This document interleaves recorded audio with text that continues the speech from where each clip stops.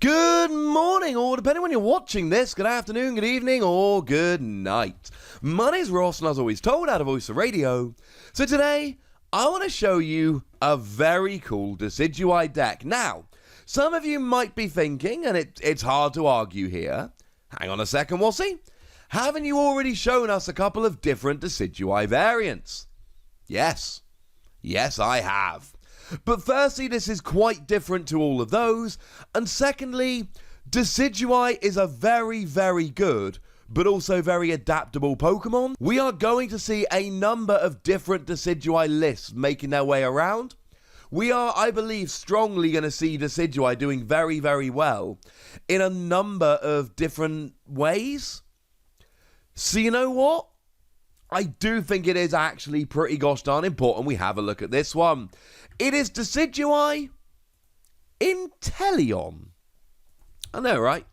Now, the cool thing is we do have an English look at Decidueye because of the pre-release promos. And what we see here is the ability Deep Forest Camo that prevents all damage done to this Pokemon by attacks from your opponent's Pokemon V and Pokemon GX. It's immune to Vs and GXs. And this is why we play it. The attack that does 90 to the active and 20 to 2 of your opponent's bench Pokemon is fine. It's okay. We can live with it, but that's not the reason why we play this. We're playing it for the ability. The attack is fine, the attack works, but honestly here, it is all about blocking your opponent. And as soon as you block your opponent and get them in a position where they can't do anything, at that stage, you're kind of winning, honestly. And you are aiming to win the game doing that. The goal of this deck is you cannot attack, and there are so many decks at the moment that either don't play non-GX, non-V Pokemon, or they do, but the ones that they play are really not prepared for the long game. They'll take a prize or two, they'll be alright for a turn or two, but then they'll run out. So honestly, it doesn't really matter about the attack a lot of the time, because that's not the point. If you're against a deck which is heavy on GXs and Vs, Decidueye a lot of the time will literally just auto-win you the game. Now I do need to mention Rowlet here a little bit, because Rowlet's actually really, really good. You see, Rowlet comes along, and if you've used Birdkeeper this turn, and we do play Birdkeeper, more on that in a moment, you can actually attack for free. And you do 60 damage to one of your opponent's bench Pokemon. It's not amazing, don't get me wrong, but being able to hit 60 to the bench for 0 energy, we at least have to mention that that's in there as an option. But what about Inteleon? Well, we do have Drizzile. Drizzile's a stage 1, Drizzile's really good. When you evolve into it, you get to search your deck for any one trainer card and put it into your hand. And what this really gives you is consistency. We do actually attack with a water line, we'll get there in a moment, but one of the things we need in this deck is we need Decidueye. We need to be able to get that Decidueye rolling early, because one of the ways this deck loses is by not getting Decidueye out. If Decidueye doesn't come out, your opponent can just run through you and win. Early Decidueye, absolutely vital. So what do we do here? Drizzile gets you either your rare candy, if you've got the Decidueye in hand, or it gets you the evolution incense, if you've got the rare candy in hand, and then you're good to go. Now, Inteleon just does this twice. When you evolve up into it, you get to search your deck for any 2 trainer cards and put them straight into your hand. Now, hopefully by the time you get Inteleon, you've already got your stage 2 Decidueye, but if you haven't, you can grab rare candy and an evolution incense and guarantee it here. But we do also see an attack which we can legitimately use with Inteleon. 1 water, 1 colorless energy, 120 damage, plus 20 to one of your opponent's bench Pokemon. It's not a phenomenal powerhouse attack, but against a single prize, i.e. non-GX, non-V fire Pokemon, it's great. You see, Decidueye has no time for single prize fire Pokemon. Something like a Volcanion for 2 energy, well, if there's 2 other energy on the field at least, can it 220 and just get an easy KO. But Inteleon and Decidueye does not KO back. But then conversely, Inteleon KOs Volcanion, but does not get KO'd back.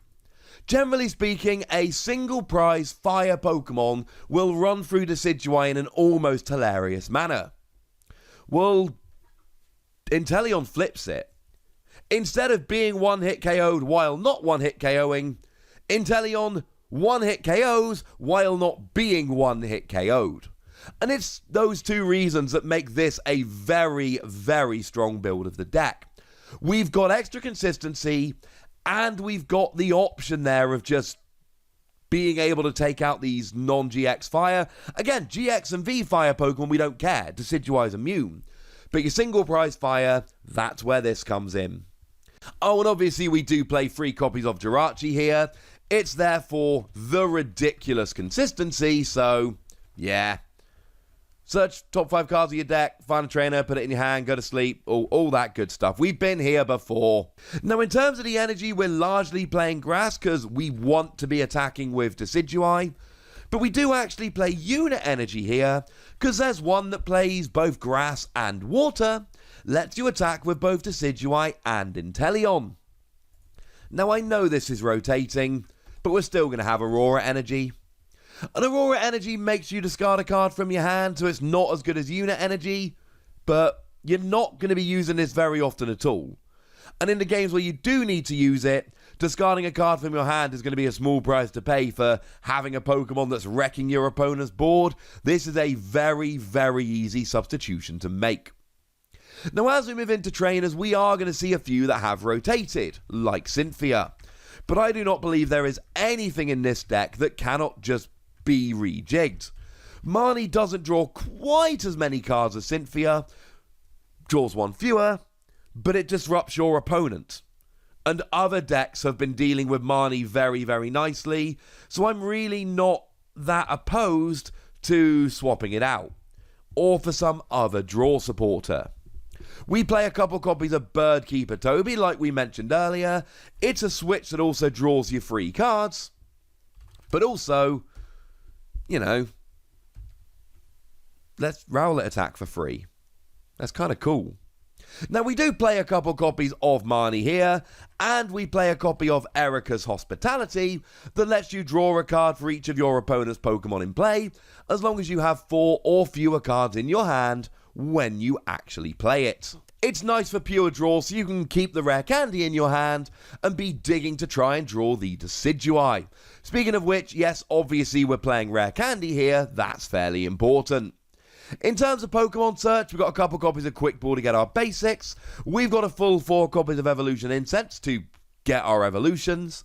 We've got a couple Pokemon Communication to swap a Pokemon in our hand for a Pokemon in our deck. And we do play Netball that searches out our basic grass energy or basic grass Pokemon. This is another one that's rotating, and although it's a little bit sad, there are other ways we can get around this. There's other Pokemon search, there's energy we can grab. It's not the end of the world. It's a very nice card, don't get me wrong, we're sad that it's going, but I don't think it going breaks the deck. Similarly, we are losing Counter Gain here, a tool that reduces the cost of attacking by 1 if you're behind on prizes, but it's a one-off that you play for the odd situation. I really don't think it is the world's biggest loss. Now, this deck does play a skateboard for retreating. Now, that can be switched out for Air Balloon nice and easily, but the problem with that is it doesn't give Jirachi the ability to retreat while asleep. This is kind of sad, but honestly, if you put a bit more switching in your deck, you'll be fine. I don't think it's the end of the world, though it is a little bit sad.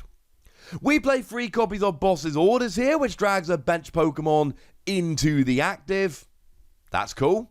I mean, this can be used to pick off littler Pokemon or damage Pokemon for prizes, but it can also be used to drag a high retreat GX or V into the active to make sure that your opponent just takes a couple turns off from attacking. So gutted. And then we play 2 copies of Scoop Up Net. Now, this can be used for picking up Jirachi to reuse the ability. This can be used for Decidueye to heal up if your opponent is about to get a KO having used multiple attacks of a weaker Pokemon. But it can also be used to pick up an Inteleon, allowing you to reuse both Drizzile and Inteleon's abilities. Those are kind of awesome.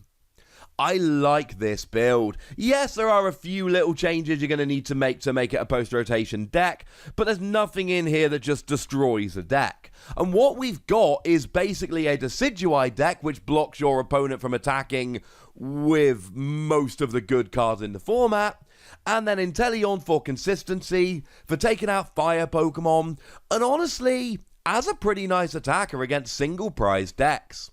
I've always worried with Decidueye, especially against single prize decks, and this might be the best list I've seen so far for standing up against them. But I'd like to know what you think. So let me know in the comment section, would you go nuts? Me nice. And then make sure you like this video, subscribe to this channel, follow me on Twitter at TheWassy, and Twitch for some live action at twitch.tv/PTCGRadio. If you want to support the channel, get some bonus podcasts and all that good stuff, head on over to patreon.com/PTCGRadio, where you can do exactly that. But by far the most important thing, as always, look after yourselves till next time, would ya?